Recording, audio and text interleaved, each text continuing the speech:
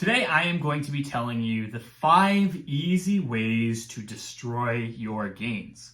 So, number 1, don't lift weights. This is pretty simple. Lifting weights is a necessity over time for building muscle mass. You need to lift weights consistently, and you need to do so over a long period of time. So, if you are not lifting, that's a very easy way to lose muscle mass over time. Number 2 is cardio. Now, of course, we hear a lot of stuff about how cardio kills gains, and that's not really true. The reality is that yes, cardio can kill gains if you are severely overdoing it. If you're like running marathons every day, then chances are that A, you're not going to build a ton of muscle mass, and B, well, yeah, you probably don't want to be building muscle mass. You're probably not somebody who's looking to be jacked and strong, have a great physique. You're probably looking to be a marathon runner anyway, right? So why are you even listening to this video? Turn it off, go away, go for a run, you weirdo. I do not understand people who run. I never will. You are like aliens to me. And that's all I'm going to say on the subject. That said, cardio is an incredibly important part of your health and fitness in the long run, and cardio is beneficial for your gains so long as you are not overdoing it. And what that would typically mean for most people is that you're aiming for something like about 5,000 to 10,000 steps per day, or you can replace that with some lower duration, higher intensity work like going for a run, going for a few sprint intervals, hopping on a cardio machine for a little while you watch some TV, something like that. There are plenty of ways that you can get in some cardio and minimize the impact to your overall gains. But obviously, it is a sweet spot. No cardio is bad. It is going to negatively impact your lifting. Way too much cardio is also bad. It's going to take away energy that you need to be using for lifting. Number 3 easy ways to destroy your gains is not to eat enough protein. Protein is a really important macronutrient that you need to ensure that you are maximizing the amount of muscle mass that you are building, to maximize the amount of recovery you're getting per workout, and so on. And the problem is most people are not eating enough protein. Typically, we would recommend that somewhere around 0.82 grams per pound of body weight per day is a pretty good protein intake for most people. That means that you're looking at something like 160 grams of protein for a 200-pound person. You're looking at something like 120 grams of protein for a 150-pound person, and you're looking like something like 80 grams of protein for a 100-pound person. Now, that said, you can potentially benefit from a little bit more protein intake above that, but, maybe not much. You're getting most of your results by trying to hit those targets. If you're having trouble sticking to those targets, diet-wise, you may need to focus more on making sure that you're getting in some kind of lean protein with every meal. You can supplement with protein shakes, which make it much more easy to get in your protein intake, and so on. Number 4, very easy one. You are not eating enough calories. So the reality is that you are typically only going to build muscle mass when you are in a maintenance calorie intake or when you are in a surplus calorie intake, meaning that your weight is roughly staying the same or increasing.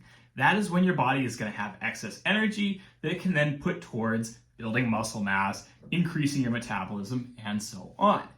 When you are in a deficit, yes, it is possible to build muscle mass when you're losing weight, but it's going to be a lot less than if you are in maintenance or in a surplus. And at the same time, it's going to become virtually impossible when you get to very high levels of training.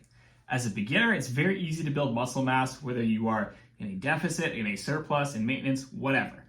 As you get more and more advanced, the amount of muscle that you build per unit of time decreases significantly. And so when that happens, the negative that you get from being in a deficit will probably completely overwrite that. You're going to start losing muscle mass instead of gaining muscle mass. So for people who really want to be continuing to build muscle mass, what you want is to be in a maintenance or a surplus for as long as possible. This means that yes, you'll be gaining some additional fat mass because it's very natural you're going to build some additional fat mass while you are gaining weight. It's not realistic that you would expect 100% of the weight that you gain in a surplus to be all muscle. Some of it is going to be fat. That's just the reality of it. Then typically what people do is later on they will say, okay, I'm going to do a deficit for a while. At that point, you're not really trying to build more muscle mass. You're just trying to maintain the muscle mass that you have by continuing to train hard. And then over time, the two are going to sort of counteract each other. Like you're going to get that effect where you're building muscle mass while you are in a surplus, and you are cutting fat mass while you're in a deficit. And over time, you are going to get leaner. You are going to get more jacked. That just is how it is.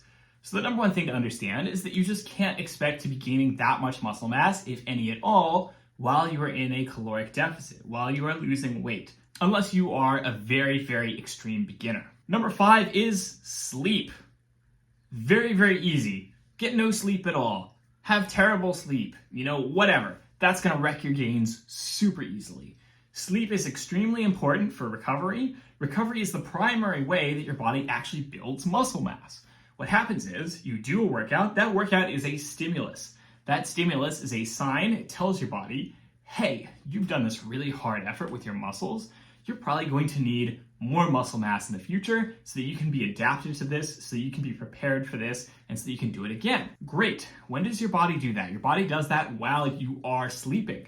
Sleeping is like your number one recovery thing. People are constantly going on about, okay, stretching, and okay, foam rolling, and okay, massage, and okay, chiropractic, and all this other stuff. Like, oh, that's going to be super important for my recovery. All of that stuff is not terribly important, has a very small effect. What is going to have a huge effect is the fact that you are getting lots of good, high-quality sleep.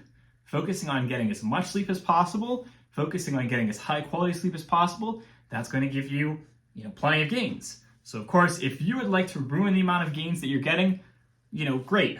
Focus on all that other crap, focus on all that stretching, focus on all that chiropractic and, whatever, and get like 1 hour of sleep a night and see how that goes for you. It's going to go terrible, I promise. And then one little bonus one for you is, of course, a very easy way to ruin your gains is simply not to stick with it. Just keep hopping programs, just keep doing, 2 weeks of lifting and then 3 weeks off. Just don't focus, don't think this in the long term. Don't stick it out. Just keep jumping around, doing random stuff and hoping that it's going to work out for you.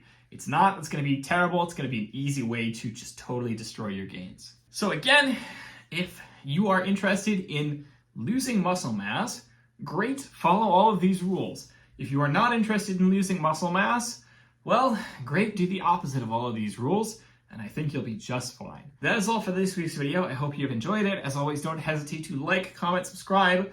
Let me know what you would like to see in future videos. I will talk to you weirdos all next week. Hopefully you have a good one. I'll see you then. Bye-bye.